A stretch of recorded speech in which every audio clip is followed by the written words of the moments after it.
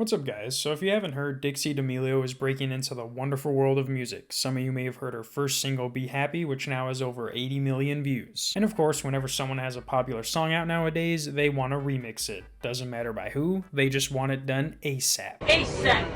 ASAP!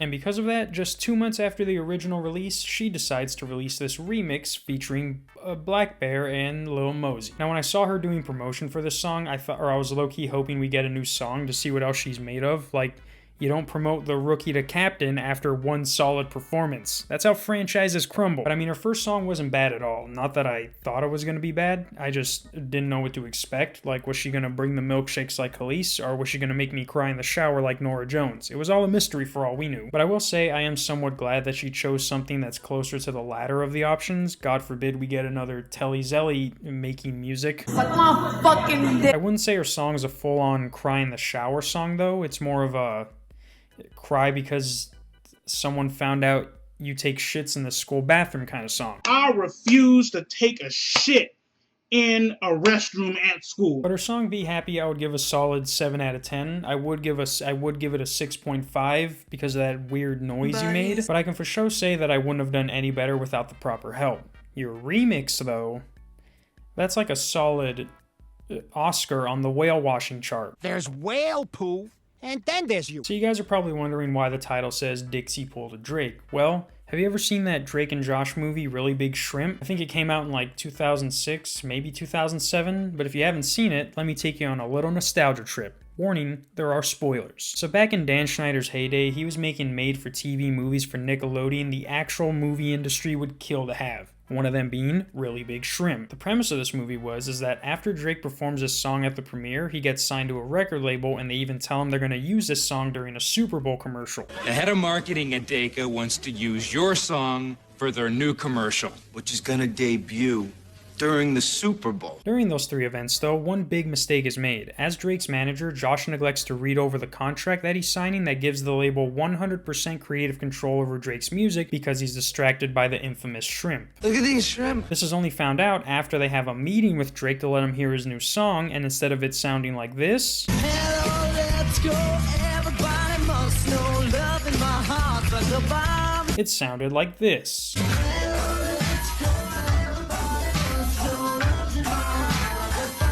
In the end, though, Josh does get the song switched and the guy who tried to fuck them over gets fired, but what does Dixie have to do with all of this? Well, after I heard this new remix she put out and then saw her video, I came to the conclusion that what happened to Drake actually happened to Dixie. Except she's being fully cooperative and there were no big shrimp as a distraction for doing so. I was mesmerized by giant shrimp. First off, let me just show you the video differences. The first one, as you can see, has a brighter feel to it. The sun's out in most of the shots, she's playing with her dog. If you were deaf, this is what you would have thought the song sounded like. Making my way downtown. And to be fair, it is somewhat on that calming level, but more on that soon. Now let's take a look at this remix that whoever the fuck's in charge of her thought was an okay turnaround after releasing the original. So right away you can tell the whole tone of the video is different. She's laying on the bed, she's showing some promiscuous undercheek. We even got some rappers who probably had no idea this song existed until they were paid for this feature. We even have a boner-inducing kiss scene. They literally told her, hey, you know that direction we were going in with that first song we released? Yeah, scrap that. We forgot you're 18 and not 16 like Charlie. We can act on the phrase sex sells. But enough about these obvious video changes. Let's get right into the meat under the foreskin, you feel me? So just like the videos, the audio, or I guess the song, what I mean, like, you know what I mean. They're both night and day. Black and white, the opposite, what have you. Now keep in mind how I showed you how they changed Drake's song. If you need to refresh that memory, here are the timestamps. I'll wait like 3 seconds so you could pause. Alright, cool. Now here's the original version of Dixie's Be Happy. Sometimes I just wanna be lonely. Don't need you to hold me. You see how it matches the overall feel of the video? Like, this tells you, like, basically what kind of artist she's gonna become, or at least that she's not gonna be dropping fat fucking bangers anytime soon. Like, what this told me was that she was gonna have, like, a little 6-7 song EP with, like, 1 to, like, no features, and if she did have one, it'd be, like, from a low-key artist, and all the songs would be her singing over instrumentals that are similar to this one, and then she would expand from there. Turns out, she just went straight to dropping fat fucking bangers. Sometimes I just wanna be lonely. Don't need you to hold me. Dog, why did they add so many layers of useless instruments? It's like they went to the producer and said, hey, can you add some hip-hop noises to this song? Like, here's the original. Sometimes I just wanna be lonely. And then here's the remix. Sometimes I just wanna be lonely. Remember when a remix was just adding people to a song you already made? When did that change to making a whole nother song within a song? You cannot hear that and look me in my poopy brown eyes and say, that's not exactly what happened to Drake. She's just down for it. That's not what happened. You're a fucking liar. Like, just so we're on the same page and none of you leave a comment that I have to go after in my next video, here's Drake's song. Hello, let's go, everybody must know. And here's the remix. And here are Dixie's. Sometimes I just wanna be lonely. Sometimes I just wanna be lonely. Obviously, one was made for a comedy movie, so it's a bit more exaggerated. Dixie's isn't at all, but it's a pretty good comparison, if you ask me.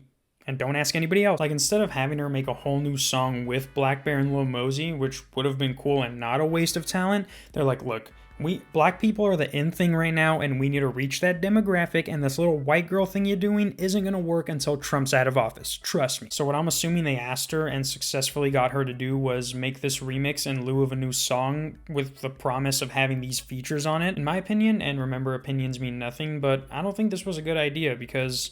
I mean, and at the same time it was, because they could have just remade her song with some hot queefs and been like, here's my remix, and they would have been like, all right, Black Bear and Lil Mosey are going to get on this, and people would have been like, oh my, what? Like, that's what a majority of people are going to listen to this song for and be like, oh my god, this is so good, not knowing how much better it could have been if they actually put some effort and originality into it. Like, damn, Charlie, where are you? Your sister's about to have her song be played in a Super Bowl commercial, and instead of having the family-friendly one we're all accustomed to hearing, we're going to hear some horses having sex. Like, now's your chance, Charlie, to pull a Josh and make sure everyone starts liking the original song better, but at the same time making sure everyone who worked on the remix pays for turning your sister's song into a gimmicky, auto-tuned, filled piece of shit. That's it, guys. I don't hate the song. I just think it's funny how they went from Good Girl Charlie to Gangster Bitch in a matter of less than 2 months. I also find it funny that Drake's song is called Makes Me Happy and her song is called Be Happy.